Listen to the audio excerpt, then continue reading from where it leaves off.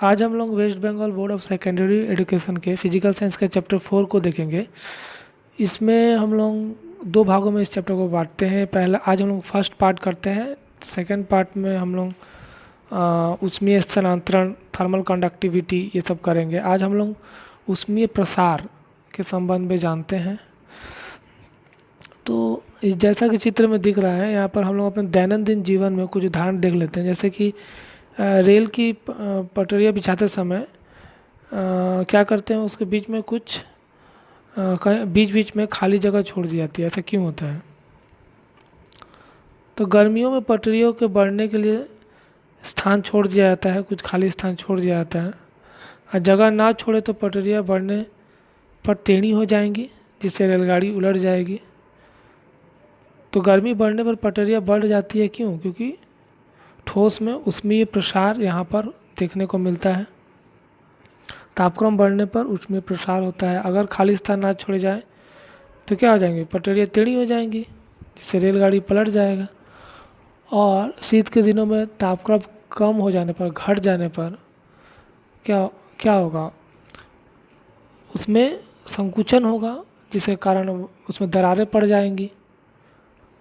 तो इन सब समस्याओं से निवारण के लिए क्या किया जाता है कि पटरियों को बीच में खाली स्थान रखा जाता है और फिक्स प्लेट से जोड़ दिया जाता है, जिससे कि तापक्रम बढ़ने पर उसमें प्रसार और तापक्रम घटने पर उसमें संकुचन को होने वाले हानिकारक प्रभाव से बचा जा सके। तो ऐसा मुख्यतः ऊष्मीय प्रसार तापक्रम में परिवर्तन के कारण, ऊष्मीय प्रसार के कारण देखने को मिलता है। तो आज हम लोग ऊष्मीय प्रसार के संबंध में जानेंगे।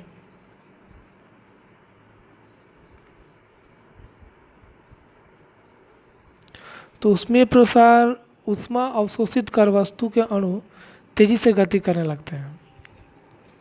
तो चाहे वो ठोस, तरल हो या गैस हो, तो ऊष्मा अवशोषित कर वस्तु का अणु तेजी से क्या होते हैं? गति करने लगते हैं, जिससे उनकी गतिज ऊर्जा बढ़ जाती है।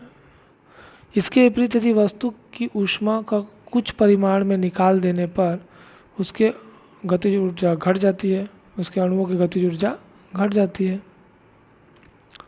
तो अणुओं की गति के कारण या कंपन के कारण किसी वस्तु को ठंडा या गर्म होने का बोध होता है। तो ऊष्मा अवशोषित, जब कोई वस्तु ऊष्मा अवशोषित करते हैं तो उसके अंदर जो अणु है उसका गति बढ़ जाती है या उसमें वाइब्रेशन बढ़ जाता है। इसके विपरीत यदि वस्तु को ऊष्मा कुछ परिमाण में निकल जाए, त्याग कर दे ऊष्मा का, तो अणुओं गति घट जाती है। तो वस्तुओं का अणुओं गति बढ़ने के कारण उसमें वाइब्रेशन, अणुओं वाइब्रेशन अधिक होने के कारण उसमें क्या होता है? एक्सपेंशन होता है। और ऊष्मा त्याग देने पर अणुओं गति घट जाती है, गतिज ऊर्जा घट जाती है और वह ठंडा होने का बोध होता है।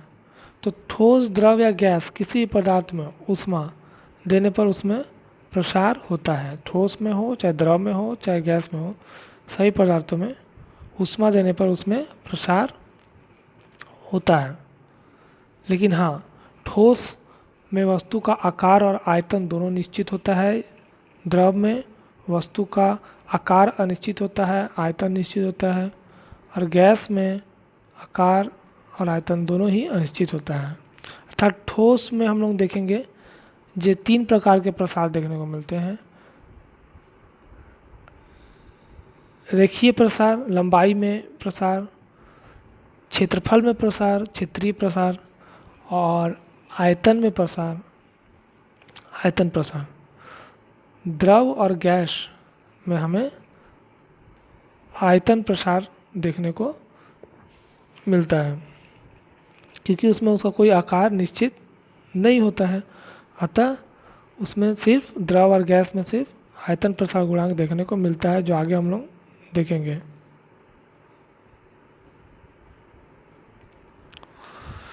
ठोस में रेखीय प्रसार या क्षेत्र प्रसार, आयतन प्रसार गुणांक, जैसा कि पहले मैंने कहा था, ठोस में आकार और आयतन दोनों निश्चित होता है। तो इसमें तीनों प्रकार के प्रसार देखने को मिलते हैं। तो ठोस में आकार व आयतन दोनों निश्चित होता है, अतः लंबाई में प्रसार होने, क्षेत्रफल व आयतन में भी प्रसार देखने को मिलता है। ठोस गर्म होने से फैलता है और ठंडा होने से सिकुड़ता है, ये हम लोग पहले जान चुके हैं। तो ठोस के रेखीय प्रसार गुणांक इसे अल्फा किसे कहेंगे? तो मान लो एक उदाहरण, ये एक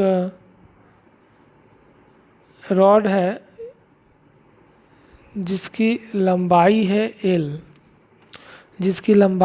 L, और तापक्रम है T1 डिग्री सेंटीग्रेड, और लंबाई है L यूनिट मान ले रहे हैं। अब तापक्रम में वृद्धि कर दी गई, तो तापक्रम में वृद्धि करने से इसकी लेंथ बढ़ गई,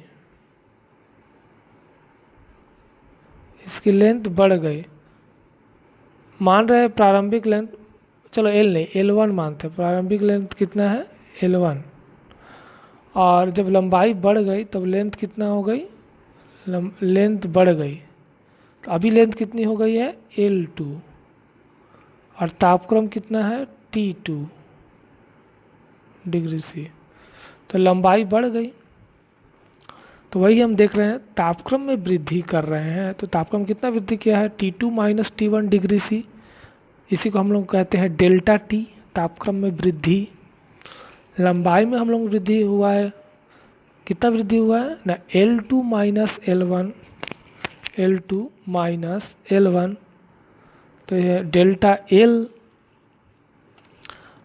अतः हम लोग यहाँ पर देखेंगे, चूँकि एक ही नियम से T2 minus T1 degree C तापक्रम में वृद्धि होने से L1 छड़ की लंबाई में वृद्धि समान L2 माइनस L1 यूनिट, इसलिए 1 डिग्री सेंटीग्रेड तापक्रम में वृद्धि होने से L1 छड़ की लंबाई में वृद्धि समान L2 minus L1 by T2 minus T1, इसीलिए 1 डिग्री सेंटीग्रेड तापक्रम पर में वृद्धि होने से 1 इकाई छड़ की लंबाई में वृद्धि समान L2 minus L1 by L1 into T2 minus T1, अर्थात फाइनल एक्सप्रेशन क्या आया है L2 minus L1 by L1 into T2 minus T1। तो 1 डिग्री सेंटीग्रेड तापमान बढ़ने से इकाई छड़ की लंबाई में वृद्धि कितनी हुई L2 minus L1 by L1 into T2 minus T1। अब ध्यान दो, ये L2 माइनस L1 को हम लोग बोल रहे हैं delta L, T2 minus T1 को बोल रहे हैं डेल्टा T। तो इकाई डिग्री सेंटीग्रेड तापमान परिवर्तन होने पर इकाई छड़ की लंबाई में वृद्धि कितनी हुई delta L by L1 into T2 minus T1, अर्थात delta L by L1 into delta T। अब इसी को हम आगे पढ़ेंगे, जो ठोस के रेखीय प्रसार गुणांक।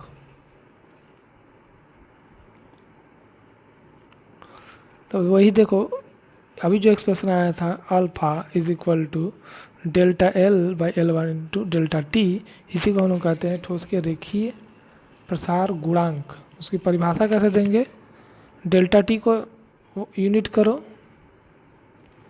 L1 को यूनिट करो, अल्फा इजकल डेल्टा L होगा। देखो, इकाई लंबाई के छड़ का तापक्रम, L1 को इकाई कर दिए, इकाई लंबाई के छड़ का तापक्रम इकाई डिग्री बढ़ने से डेल्टा T तापक्रम को इकाई कर दिया, इकाई डिग्री बढ़ने से लंबाई में जो वृद्धि होती है डेल्टा L, लंबाई में जो वृद्धि होती है उसे उस ठोस का रेखीय प्रसार गुणांक कहते हैं, अल्फा कहते हैं।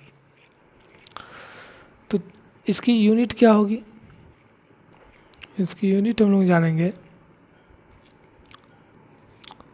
इसकी यूनिट हम लोग देखते हैं कि यहाँ पर अल्फा क्या है डेल्टा L बाई L1, मतलब दो लेंथ है, तो लेंथ कट जाएगा तो क्या बचेगा प्रति डिग्री C, CGS में डेल्टा T नीचे बचेगा, तो प्रति डिग्री C, CGS में ऐसा में पर केल्विन प्रति केल्विन, उसको याद रखेंगे। अच्छा, तो यहाँ से हम देखते हैं कि रेखीय प्रसार गुणांक की इकाई उसकी लंबाई पर निर्भर नहीं करता है, तापक्रम पर निर्भर करता है।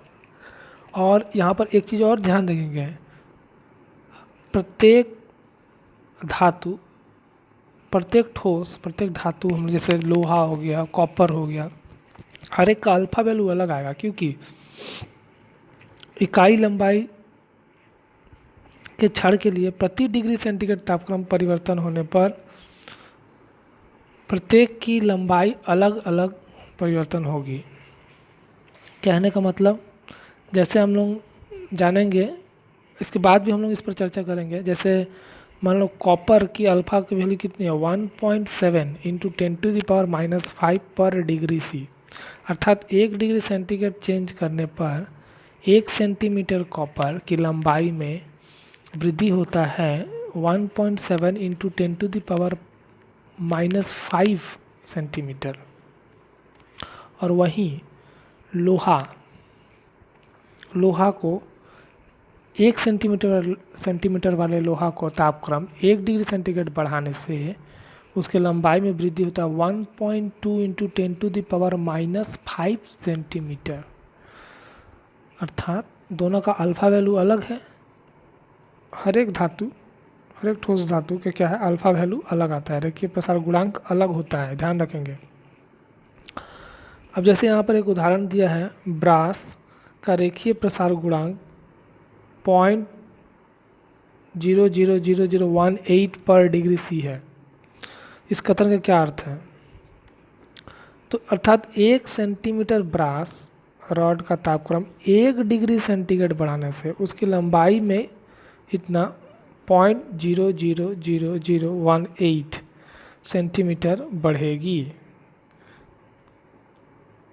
अर्थात 1.85 इंटू 10⁻⁻5 सेंटीमीटर बढ़ेगी।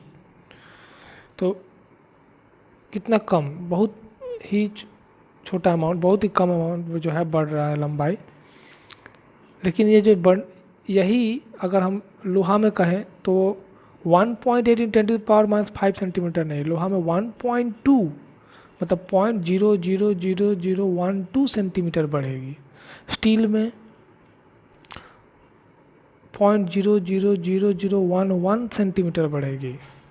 कॉपर में 0.00017 सेंटीमीटर बढ़ेगी। अर्थात हर एक धातु का अल्फा वैल्यू अलग आएगा,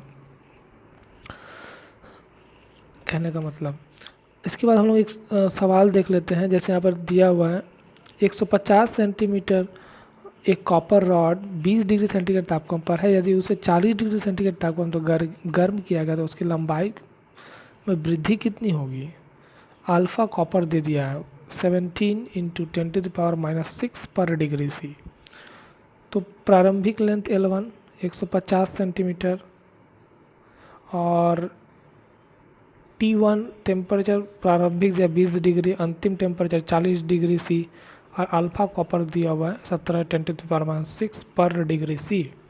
वहाँ से हम लोग सूत्र से हम लोग क्या जानते हैं, अल्फ़ा समान change in length L2-L1 by initial length L1 into change in temperature T2-T1। वहाँ से हम लोग चेंज इन लेंथ निकालना है, तो L2-L1 समान alpha L1 into T2-T1। Alpha गुणांक जो है रेखीय प्रसार गुणांक का वैल्यू बैठा देना पड़ेगा। L1 प्रारंभिक length 150 centimetre into change in temperature T2-T1 40-20, calculate करने से आएगा 0.051 सेंटीमीटर। अर्थात 150 सेंटीमीटर कॉपर रॉड को 20 से 40 डिग्री सेंटीग्रेड गर्म करने पर उसकी लंबाई 0.051 सेंटीमीटर बढ़ेगी। तो इसी प्रकार से हम देख रहे हैं, अगर लोहे की पटरी हो तो उसमें भी एक्सपांसन होगा, उसका भी टेम्परेचर बढ़ेगा। गर्मी के दिनों में टेम्परेचर 40-42 डिग्री सेंटीग्रेड पहुंच जाता है, तो उसमें भी एक्सपांसन होगा। तो बहुत लंबी है, उसमें एक्सपांसन ज़्यादा होगा। इसीलिए फिश प्लेट जो है, इसीलिए जो पटरियों के बीच में गैप छोड़ा जाता है, जिससे वो तापक्रम बढ़ने से वो एक्सपांड होंगी, फैलेंगी। तो गैप रहेगा तो क्या होगा, उसको जगह मिलेगा, वो मुड़ेंगी नहीं, जिससे पटरियाँ ठीक बनी रहेंगी। यहाँ पर हम एक एक्सपेरिमेंट देख लेते हैं। इस एक्सपेरिमेंट में हम लोग देखते हैं कि यहाँ पर सबसे पहले दो अलग अलग धातुओं को यहाँ पर हम लोग रखे हैं। एक को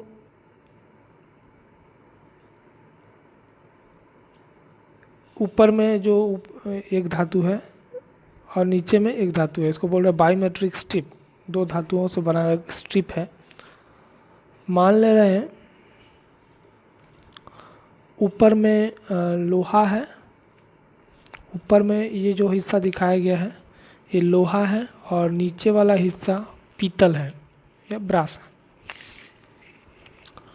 अब दोनों का प्रारंभिक लेंथ सेम है, देखो दोनों का प्रारंभिक लेंथ सेम है और ये वाला इंड फिक्स है और इसको हीट दिया गया, नीचे से क्या किया गया, हीट दिया गया है। तो हीट देने बर्नर से हीट दिया गया है, तो हीट देने पर क्या हो गया कि दोनों जो इसको तो हीट देने पर क्या होगा, धातु में फैलेगा, धातु एक्सपांड होगा, प्रसार होगा। तो फैलने से देखा गया है कि जो नीचे पीतल का जो है वो उसमें ज़्यादा प्रसार हो रहा है कंपेयर टू लोहा। तो देखो उसमें पीतल में ज़्यादा प्रसार होने का, लोहा में कम प्रसार होने का, लोहा भीतर की तरह मुड़ गया है और पीतल बाहर की तरफ मुड़ा हुआ है और इसमें डिफ्लेक्शन आ गया है। प्रसार तो हुआ है लेकिन ब्रास में ज़्यादा हुआ है, पीतल में ज़्यादा हुआ है कंपेयर टू लोहा। इसीलिए पीतल देखो ऊपर की तरफ है और ब्रास और लोहा जो है वो नीचे की तरफ मुड़ा हुआ है। इसे यह दर्शाता है कि एक ही टेम्परेचर परिवर्तन के लिए दो अलग अलग धातुओं में प्रसार अलग अलग होता है, अर्थात हर एक धातु का प्रसार गुणांक एक से दूसरे से अलग होता है। जो अभी हमने कहा पीतल का प्रसार गुणांक है, पीतल का प्रसार गुणांक या अल्फा वैल्यू है पीतल के लिए 1.9 इंटू 10⁻⁻5 पर डिग्री सी। वहीं पर लोहा का प्रसार गुणांक है, लोहा का प्रसार गुणांक है 1.2 इंटू 10⁻⁻5 पर डिग्री सी। तो जाहिर है पीतल में 1 डिग्री सेंटीग्रेड बढ़ाने के लिए 1.9 इंटू 10⁻⁻5 सेंटीमीटर पीतल बढ़ा है और 1 डिग्री सेंटीग्रेड तापक्रम बढ़ाने के लिए लोहा 1.2 इंटू 10⁻⁵ सेंटीमीटर बढ़ा है। कहने का मतलब है कि हर एक धातुओं में प्रसार गुणांक अलग अलग होता है।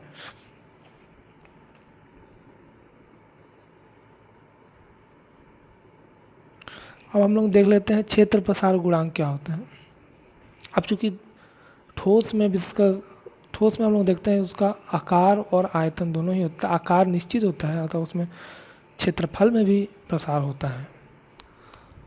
तो मान लेते हैं कि ये ठोस का क्षेत्रफल है लंबाई गुने चौड़ाई, तो S1 उसका प्रारंभिक क्षेत्रफल था S1, कब टेम्परेचर था T1 डिग्री से। S1 यूनिट उसका प्रारंभिक क्षेत्रफल था, तापक्रम बढ़ गया T2 डिग्री से।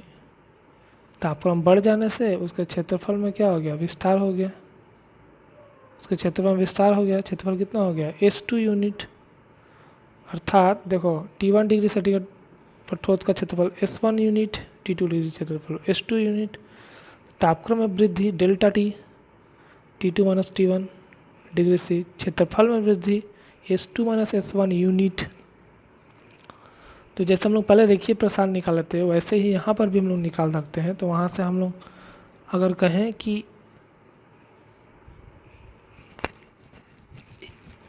प्रति क्षेत्रफल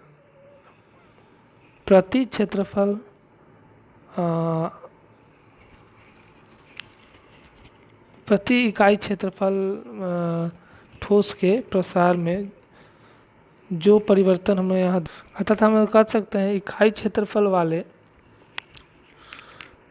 क्षेत्र का तापक्रम इकाई डिग्री बढ़ाने से उसके क्षेत्रफल में जो वृद्धि होती है, यहाँ पर देखो इकाई क्षेत्रफल वाले क्षेत्र का तापमान इकाई डिग्री बढ़ाने से S1 को इकाई कर दो, T2 माइनस T1 को इकाई कर दो, उसके क्षेत्रफल में जो वृद्धि होती है अर्थात S2 माइनस S1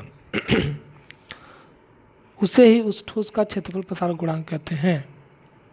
अर्थात क्षेत्रफल प्रसार गुणांक बीटा, इसको बीटा से रिप्रेजेंट करते हैं, delta S by S one into delta T, change in surface area by initial surface area S one into change in temperature delta T. इकाई क्षेत्रफल वाले क्षेत्र का तापमान इकाई डिग्री बढ़ाने से उसके क्षेत्रफल में जो वृद्धि होती है उसे ही उस ठोस का क्षेत्र प्रसार गुणांक कहते हैं। अच्छा, इसकी इकाई क्या होती है? इसकी इकाई भी सेम होगी। इसकी इकाई सीजीएस में पर डिग्री सी और एसआई में प्रति केल्विन होती है।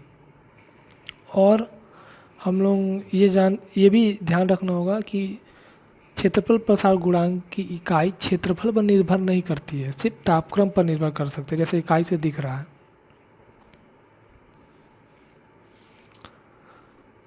अब हम लोग आयतन प्रसार गुणांक देखते हैं ठोस में। इससे पहले जो हम लोग क्षेत्रफल प्रसार गुणांक पढ़ते हैं वो सिर्फ ठोस में ही देखने को मिलता है। रेखीय प्रसार गुणांक भी सिर्फ ठोस में ही देखने को मिलता है। आयतन प्रसार गुणांक ठोस, तरल और गैस तीनों में ही देखने को मिलेगा अलग अलग। ठोस का आयतन प्रसार गुणांक अभी हम लोग पढ़ रहे हैं। तो इसमें हम लोग देखेंगे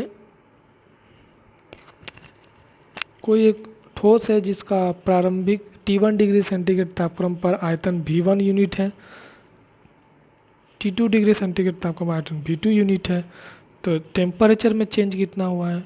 T2 माइनस T1 डिग्री से। और आयतन कितना वृद्धि हुआ? V2 minus V1 unit.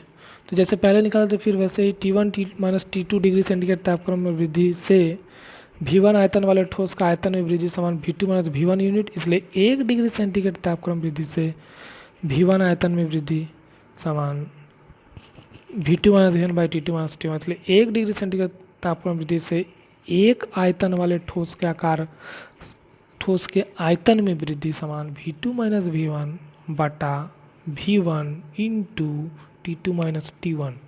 इसे ही कहते हैं गामा से रिप्रेजेंट करता है आयतन प्रसार गुणांक ठोस का। V2 minus V1 by V1 into T2 minus T1। V2 minus V1 को अगर डेल्टा भी बोले, चेंज इन आयतन, और T2 minus T1 change in temperature को डेल्टा टी बोले, तो gamma is equal to delta V by V1 initial volume into change in temperature delta T.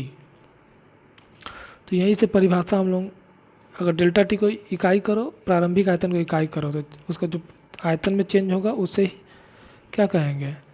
आयतन प्रसार गुणांक कहेंगे ठोस का। परिभाषा याद रखने की जरूरत नहीं है, इसी से आ जाएगा। देखो, इकाई आयतन वाले किसी ठोस का आयतन इकाई डिग्री सेंटीग्रेड बढ़ाने पर उसके आयतन में जो वृद्धि होती है उसे उस ठोस का आयतन प्रसार गुणांक गामा कहते हैं। इसकी भी इकाई क्या है? प्रति डिग्री सी या प्रति केल्विन। और यह ठोस के आयतन पर निर्भर नहीं करती है, सिर्फ तापक्रम पर ही निर्भर करती है। क्वेश्चन आता है परीक्षा में कि किसी ठोस का आयतन प्रसार गुणांक या क्षेत्रीय प्रसार गुणांक या रैखिक प्रसार गुणांक क्या लंबाई, आयतन या क्षेत्रफल पर डिपेंड करती है? नहीं, यह सिर्फ तापक्रम पर ही निर्भर करती है। अच्छा, रेखीय प्रसार, आयतन प्रसार और क्षेत्रीय प्रसार गुणांक में क्या संबंध है? तो रेखीय प्रसार गुणांक alpha is equal to beta by 2 is equal to gamma by 3, अर्थात beta is equal to twice alpha. क्षेत्रीय प्रसार गुणांक रेखिक प्रसार गुणांक की दोगुनी होती है, और आयतन प्रसार गुणांक जो है वो रेखीय प्रसार गुणांक की 3 गुनी होती है। ये ध्यान रखेंगे, रिलेशन परीक्षा में का कोई पूछ देता है।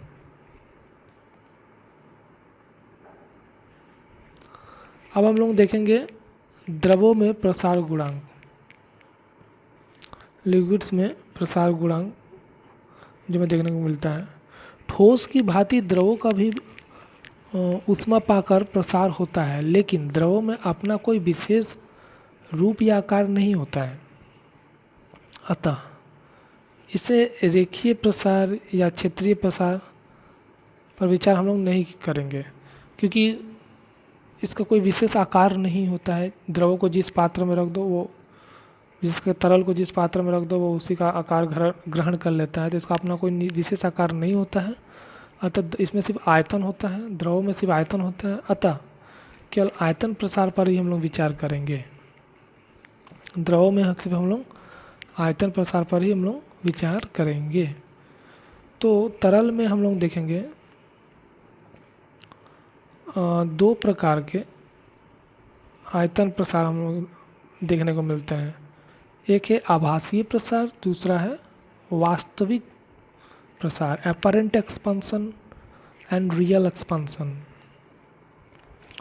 एक हम लोग कहते हैं कोएफिशिएंट, वहाँ से हम लोग coefficient of apparent expansion of liquid और coefficient of real expansion of liquid परिभाषित करेंगे। तो पहले समझते हैं क्या होता है। सबसे पहले हम जैसे यहाँ चित्र में देख रहे हैं, यहाँ पर एक ग्लास फ्लास्क है, इसमें तरल भरा हुआ है, मान लो जल ही भरा हुआ है, और इस फ्लास्क को एक स्टैंड के थ्रू यहाँ पर स्थिर रखा गया है और इस स्टैंड के ऊपर, और एक नीचे बर्नर जलाने की व्यवस्था है। सबसे पहले शुरू में तरल का जो लेवल था वो ए पर है, देखो यहाँ ABC करके एक लेवल लिखा गया। सबसे पहले तरल का लेवल ए पर था। जैसे ही बर्नर को ऑन किया गया तो तरल का जो लेवल था वो बी पर आ जाएगा और फाइनली एक्सपांड होकर तरल कहाँ तक पहुँचेगा, सी तक।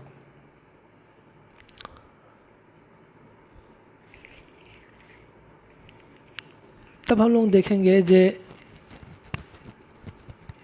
ए से सी तक, ध्यान देंगे चित्र में ए से सी तक, वो शुरू में कहाँ था, तरल ए पर था, अंत में कहाँ तरल गया, सी तक। तो हम बीच में क्या हुआ हमें जानने की ज़रूरत नहीं है। तरल शुरू में कहाँ था, ए में, अंत में कहाँ तक पहुँचा, सी पर। अच्छा, ए से सी तक जो द्रव का प्रसार हुआ है इसी को हम लोग कहेंगे द्रव का आभासी प्रसार। लेकिन जब फ्लास्क में, जैसे यहाँ कांच है, फ्लास्क में रख कर जब द्रव को गर्म किया जाता है तो फ्लास्क में भी प्रसार होता है। तो फ्लास्क में तेज़ी से प्रसार होगा द्रव की तुलना में। तो पहले जल का लेवल जो ए पर था वो आएगा कहाँ, बी पर। फिर तरल में प्रसार होना शुरू हुआ तो टोटल प्रसार कितना हुआ, बी से लेकर सी तक। तो बी से लेकर सी तक जो प्रसार हुआ ये हम लोग बोलेंगे द्रव का वास्तविक प्रसार हुआ। तो अब हम समझा पाए कि एपरेंट, आभासीय प्रसार और वास्तविक प्रसार में क्या अंतर है। ए से सी तक का जो प्रसार दिख रहा है, शुरू में क्या लेवल था, अंत में क्या लेवल हो, वो हो गया आभासीय प्रसार। इसमें हम लोग जिस पात्र में द्रव को रखा गया है इसको हम लोग इंक्लूड नहीं किए हैं उसके प्रसार को। लेकिन वास्तविक प्रसार में देखो बी से सी तक टोटल प्रसार, इसमें हम लोग पात्र के एक्सपांसन को भी इंक्लूड कर रहे हैं। तो आभासीय प्रसार द्रव के आयतन में, तो आभासीय प्रसार हम लोग किसे कहेंगे, द्रव के आयतन में होने वाले प्रसार को ज्ञात करते समय यदि फ्लास्क में होने वाले प्रसार को छोड़ दिया जाए तो द्रव का आभासी प्रसार कहते हैं। चित्र में जैसे दिखाया गया है एसी द्रव का आभासी प्रसार है। इसके गुणांक प्रसार को गामा ए से, इसके गुणांक प्रसार को गामा ए से एपरेंट एक्सपांसन रिप्रेजेंट करते हैं। वास्तविक प्रसार किसे कहेंगे, द्रवों का आयतन में होने वाले प्रसार को ज्ञात करते समय यदि फ्लास्क के प्रसार का भी ध्यान रखा जाए, फ्लास्क के प्रसार का भी ध्यान रखा जाए, उसमें द्रव भरा है तो द्रव के इस प्रकार के वास्तविक प्रसार कहते हैं। जैसे कि चित्र में तुम लोग देख पा रहे हो BC जो है वास्तविक प्रसार हुआ है। अतः वास्तविक प्रसार गुणांक को गामा R से प्रदर्शित किया जाता है, गामा R से रिप्रेजेंट हम लोग करते हैं। किसी द्रव का वास्तविक प्रसार गुणांक उस द्रव के आभासीय प्रसार गुणांक तथा बर्तन के पदार्थ के आयतन प्रसार गुणांक के योग के बराबर होता है। अर्थात गामा R द्रव के रियल एक्सपांसन गामा R होता है द्रव का आभासीय प्रसार गुणांक, आभासीय आयतन प्रसार गुणांक गामा A प्लस पदार्थ, बर्तन के पदार्थ के आयतन प्रसार गुणांक गामा G। जो हम लोग पढ़े ठोस का आयतन प्रसार गुणांक, वहाँ पर जो बर्तन है उसके पदार्थ का आयतन प्रसार गुणांक गामा जी। तो रियल ये होता है real coefficient of real expansion is equal to coefficient of apparent expansion of the liquid plus coefficient of volume expansion of the material in which the liquid is poured। तो जिसमें liquid रखा हुआ है उस बर्तन के पदार्थ का एक्सपांसन जोड़ एपरेंट एक्सपांसन आभासीय प्रसार गुणांक होता है, उसका वास्तविक प्रसार गुणांक गामा आर, ध्यान रखेंगे। अब हम लोग चल जाते हैं गैस के आयतन प्रसार गुणांक में। तो यहाँ पर हम एक चीज़ देखेंगे कि जो इससे पहले जो हम लोग पढ़े थे तरल या तरल में हम लोग ने पढ़ा था या फिर जो हम लोग ठोस में पढ़ा था, उसमें दबाव का कोई विशेष प्रभाव नहीं पड़ता है। दबाव का कोई विशेष प्रभाव नहीं पड़ता है उसके आयतन के प्रसार में, लेकिन गैस के क्षेत्र में दबाव का प्रसार मुख्य रूप से देखा जाता है उसके आयतन के प्रसार में। जैसे हम लोग चार्ल्स के नियम में पढ़ भी चुके हैं। चार्ल्स के नियम में क्या कहते हैं, 0 डिग्री सेंटीग्रेड वाले आयतन का 1/273वां भाग गैस का आयतन प्रसार गुणांक कहलाता है। विभिन्न गैसों के आयतन प्रसार गुणांक का मान समान होता है, अर्थात 1/273 के बराबर होता है। चार्ल्स के नियम में हम क्या पढ़ते हैं, यदि किसी गैस का दबाव तब मात्रा स्थिर हो तो उसका आयतन,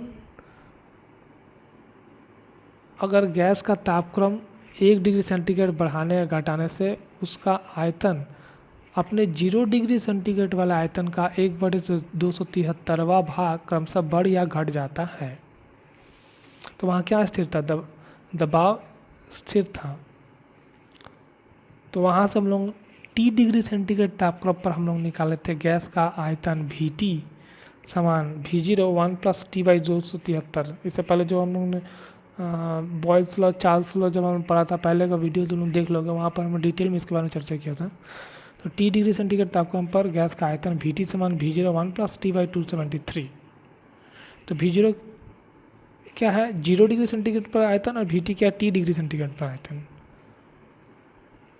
और कोएफिशिएंट ऑफ वॉल्यूम एक्सपेंशन से हम लोग जो परिभाषा है वहाँ से गैस का आयतन प्रसार गुणांक दबाव पर, निश्चित दबाव पर हम लोग क्या निकालेंगे, आयतन में होने वाली वृद्धि बराबर तापक्रम में वृद्धि।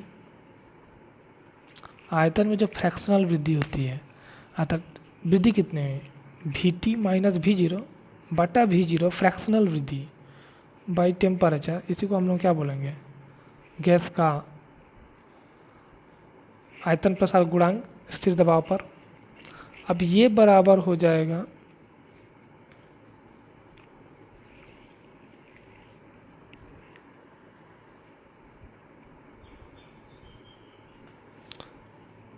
तो यहाँ से हम लोग लिखेंगे गामा P समान VT - V0/V0 इंटू T। यहाँ से T मल्टीप्लाई कर दो उस साइड में गामा P के साथ, तो गामा P इंटू T समान VT - V0/V0। सिंपल कैलकुलेशन है। उसके बाद V0 को फिर उधर मल्टीप्लाई करो तो VT - V0 समान V0 into gamma P into T। तो VT समान अंतिम आयतन समान V0 + V0 into gamma P into T। और यहाँ से VT समान V0 कॉमन लो 1 + गामा P इंटू T। अब इस इक्वेशन को इस इक्वेशन के साथ तुलना करो तो देखोगे वहाँ से आएगा गामा P = 1/273। तो यही है, इस संबंध से चार्ल्स के नियम से तुलना करने पर हम पाते हैं गैस का आयतन प्रसार गुणांक गामा P समान 1/273 पर डिग्री C है। तो आज हम लोग इतना ही रहने देते हैं। नेक्स्ट क्लास में हम लोग तापीय चालन, थर्मल कंडक्शन, थर्मल कंडक्टिविटी, तापीय चालकता गुणांक, इसके बारे में चर्चा करेंगे। कोई क्वेश्चन आंसर भी कुछ चर्चा करेंगे। Thank you.